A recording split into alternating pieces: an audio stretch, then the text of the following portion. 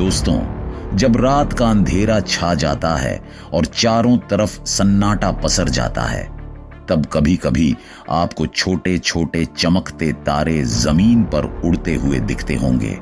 ये तारे आसमान से नहीं टूटे, बल्कि प्रकृति की सबसे अद्भुत रचना जुगनू होते हैं। जुगनू की खासियत है कि ये अपने शरीर से रोशनी पैदा करते हैं। यह रोशनी किसी बिजली के बल्ब से नहीं आती, बल्कि इनके शरीर के अंदर एक खास रासायनिक प्रक्रिया से निकलती है। लेकिन दोस्तों, क्या आपने कभी सोचा है कि जुगनू आखिर पैदा कैसे होते हैं? इनका जीवन कैसे शुरू होता है और किन किन रहस्यमयी चरणों से गुजरते हुए यह चमकदार कीड़े अपने जीवन का सफर पूरा करते हैं?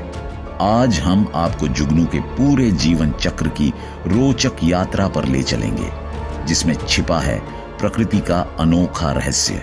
तो चलिए बिना देर किए शुरू करते हैं यह कहानी। जुगनू का जीवन चक्र वयस्क अवस्था से शुरू होता है, जब नर और मादा साथी की तलाश में निकलते हैं। अंधेरी रात में नर जुगनू आसमान में उड़ते हुए बार बार अपनी रोशनी चमकाते हैं।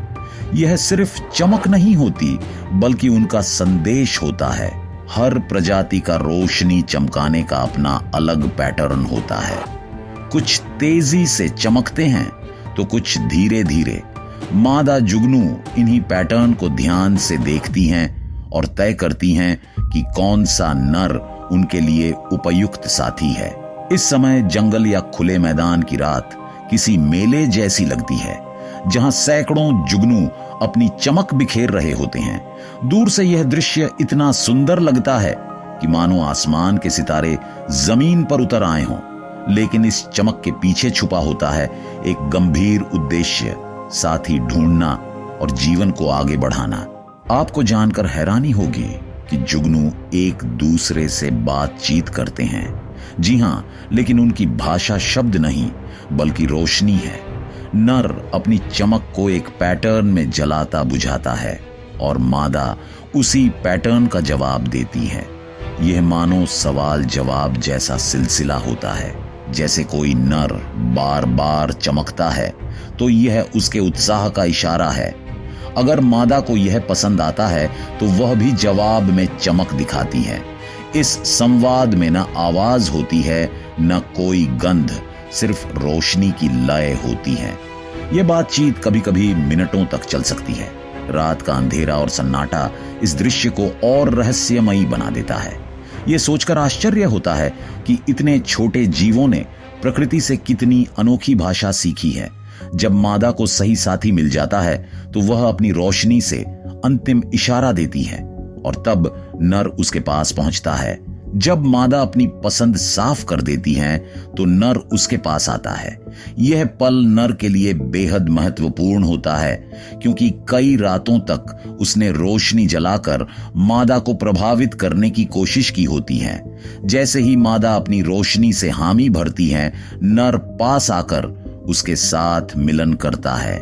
यह मिलन कुछ ही मिनट चलता है, लेकिन यही जुगनू की नई पीढ़ी की शुरुआत होती है। मिलन के बाद नर जुगनू का जीवन समाप्त हो जाता है। यह सुनकर आपको अजीब लगेगा, लेकिन प्रकृति का नियम यही है। नर अपना जीवन साथी को खोजने और प्रजाति को आगे बढ़ाने के लिए ही जीता है। दूसरी ओर मादा अब जीवन के अगले चरण में प्रवेश करती है।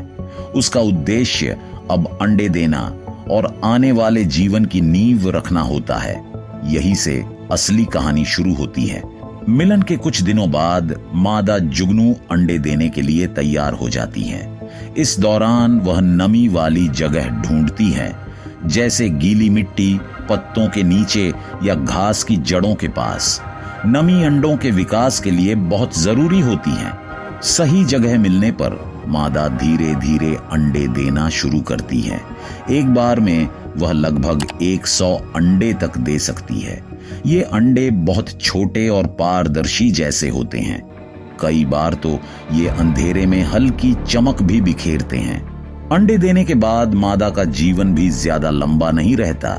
उसने अपना कार्य पूरा कर लिया होता है। अब इन छोटे छोटे अंडों से नई कहानी शुरू होगी। प्रकृति का यह चक्र चलता रहता है, जहां हर पीढ़ी अपने बाद आने वाली पीढ़ी को जीवन का उपहार सौंपती है। करीब 3 से 4 हफ्तों बाद इन अंडों से छोटे छोटे लार्वा निकलते हैं।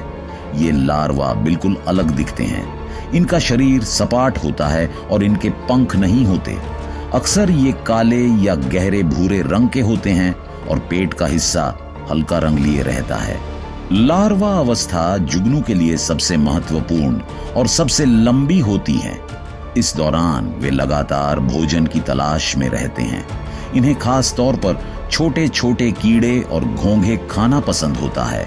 भोजन पाकर ये तेजी से बढ़ते हैं और कई बार अपनी त्वचा बदलते हैं। हर बार त्वचा बदलने के साथ इनका शरीर और बड़ा और मजबूत होता जाता है। लार्वा अवस्था महीनों तक चल सकती है और इसी दौरान यह तय होता है कि आगे का जीवन कैसा होगा। दोस्तों, आपको जानकर हैरानी होगी कि कई प्रजातियों के लार्वा भी रोशनी पैदा कर सकते हैं। हाँ, बिल्कुल वैसे ही जैसे वयस्क जुगनू, लेकिन इसका उद्देश्य अलग होता है। लार्वा अपनी चमक का इस्तेमाल 2 कारणों से करते हैं।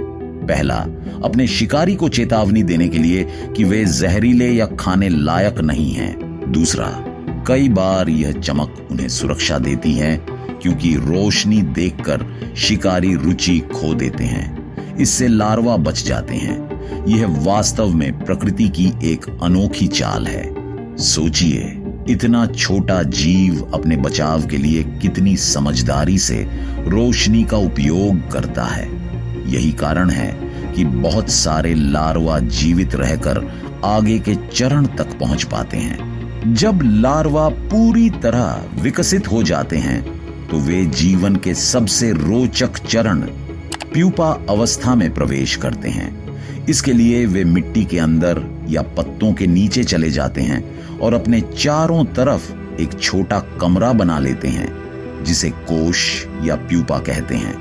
यह कोश मिट्टी और लार्वा के शरीर से निकलने वाले तरल से बनता है।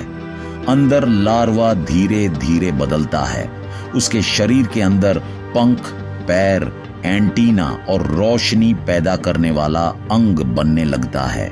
यह चरण लगभग 3 से 4 हफ्ते तक चलता है। बाहर से देखने पर कोश स्थिर और निष्क्रिय लगता है, लेकिन अंदर एक बड़ा परिवर्तन हो रहा होता है। यह बदलाव प्रकृति का असली करिश्मा है। अंततः वह क्षण आता है जिसका इंतजार पूरे जीवन चक्र में होता है। प्यूपा का कवच टूटता है और उसमें से निकलता है एक नया चमकदार वयस्क जुगनू। अब उसके पास पंख होते हैं जिससे वह उड़ सकता है, पैर जिनसे वह चल सकता है, और सबसे खास उसके शरीर के अंतिम हिस्से में रोशनी पैदा करने वाला अंग। यह जुगनू अब पूरी तरह तैयार है। शुरुआत में उसकी रोशनी हल्की होती है, लेकिन धीरे धीरे यह चमक और स्थिर हो जाती है।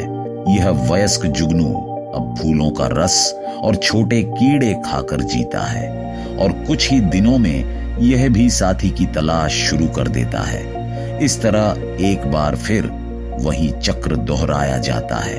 तो दोस्तों, यही है जुगनू का अद्भुत जीवन चक्र।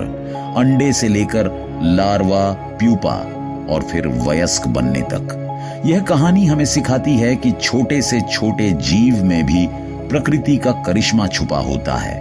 अगर आपको यह वीडियो पसंद आई हो तो इसे लाइक और शेयर जरूर करें।